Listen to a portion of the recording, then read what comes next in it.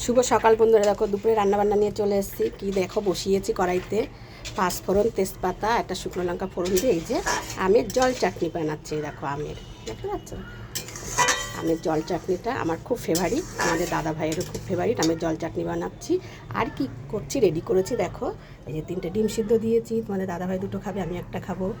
আর এই দেখো লাল আলু, আর হচ্ছে একটু কুমড়ো কেটে রেখেছি। এই যে পুঁই শাক কেটে রেখেছি, কেটে সব ধুয়ে রেখেছি। পুঁই শাক দিয়ে চচ্চড়ি করা হবে, ওই কুমড়ো দিয়ে, লাল আলু দিয়ে আর আলু দিয়ে।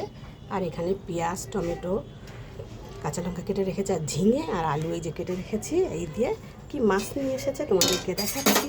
এই দেখো সেই রুই মাছ। তোমাদেরকে তো বলেছি রুই মাছটা আমি বেশি ভালোবাসি, পছন্দ করি, তাই এই যে রুই মাছ দিয়ে ঝিঙে দিয়ে আলু দিয়ে ঝোল করব। আর এই ডিম নিয়ে এসছে তোমাদের দাদাভাই পুঁই শাকে দেওয়ার জন্য। এই হলো আজকে আমার দুপুরে রান্নাবান্না। আর ভাত তো সবার শেষে বসাই, জানোই বন্ধুরা। তোমরা সবাই ভালো থেকো বন্ধুরা।